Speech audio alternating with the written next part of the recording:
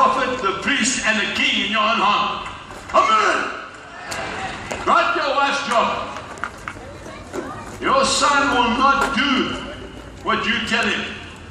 He'll do what you do. If you're too lazy to get out of your bed in the morning because your wife has to get up, he'll do exactly the same thing. He'll hate you for it, but he'll do it.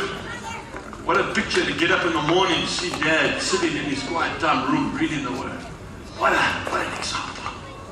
Hey, where's my dad? I know where my dad is. Every morning, 4 o'clock, he's sitting before the Lord. What a security. And Mom feels so secure because Dad's at the helm of the ship. We need to get back to the Word. It's the Word of God that sets us free. This is seed. Good seed.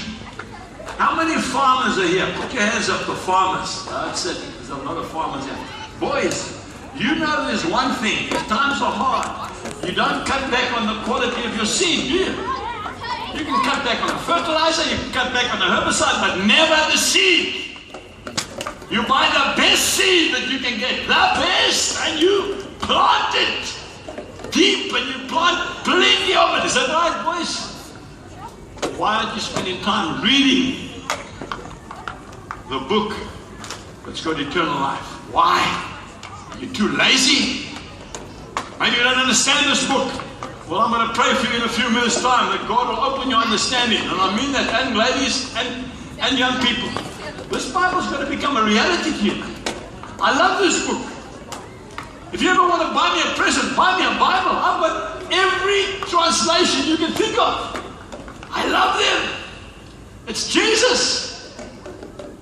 It's Jesus. It's Jesus in print. I want to tell you a little story.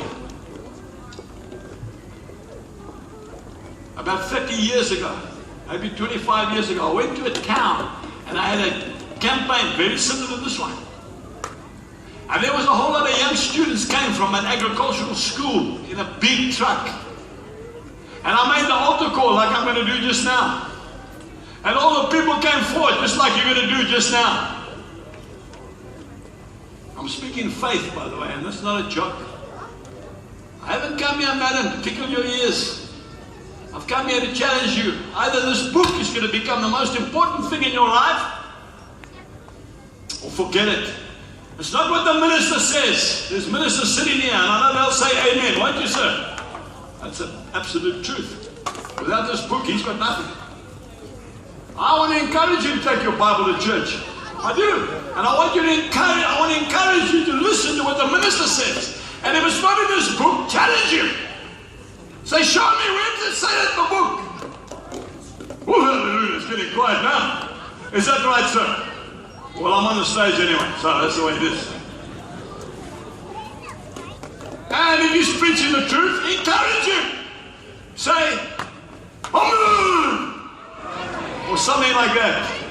What does amen mean, auntie? It means so be it. I sit there. Speak up, man. You getting excited, boy? I'll see you in the front in about 5 minutes' time. Good seed. Now listen to what happened. Stop interrupting me, man. I'm getting sidetracked here. So these young boys came, you see? I made the altar call. Good seed. Listen to this. Write this down. Good seed doesn't cost. It pays. Good seed does not cost. It pays. I stole that cliche from a seed company. Good seed does not cost, it pays.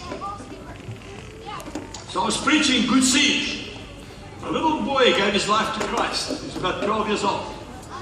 He went back home. He led his mother and his father to Jesus. He led his 2 younger brothers to Jesus. He grew up. I never knew him, I never saw him, I never even met him that night. There was about 500 guys in the front. He went to agricultural college. He became a farmer. I've got a beautiful daughter. I've got 3 actually. This is my youngest one. Her name is Jilly. I love that kid. She's the one that gives you the hard time, sir. You look after my dad. Otherwise you'll hear from me. I'm the pit bull that wears lipstick. Mess with me, don't mess with her. She's too strong. But she's beautiful and she's feminine. She's a nurse. See? Now listen to this story. This was many years later. I was up the windmill. I was fixing the windmill. The windmill was broken. And the cell phone rang. So I got my cell phone out. And there was a young man on the phone. Mr. Buchan, yes? Would you mind if I could come and see you? I said, no problem. I think he was hiding around the corner because about 2 minutes later, the pickup screamed into the farm. I climbed down from the windmill, and this big boy stands 6'3". Weighs about 220 pounds of muscle. Came up to me and he took his hat off. And he had tears in his eyes. He said, Mr. Buchan, I've come to ask you for your youngest daughter's hand in marriage. I gave him a hard time. But eventually I said, okay, ladies and gentlemen, my son-in-law is a Christian. I'll tell you why. Because I was sowing good seed about 10, 15 years before. Down in Pietermaritzburg, and a young boy came up and gave his life to Jesus. And that's him. He grew up. He met my daughter. He fell in love. I've got a Christian son because I sowed good seed. You give the Lord a clap for that. Good seed. Good seed. I want to pray for you that you'll start to sow good seed. See, good seed is love. Greater love has no man than this. And a man laid down his life for his friend. I heard a beautiful story once of a little boy and a little girl.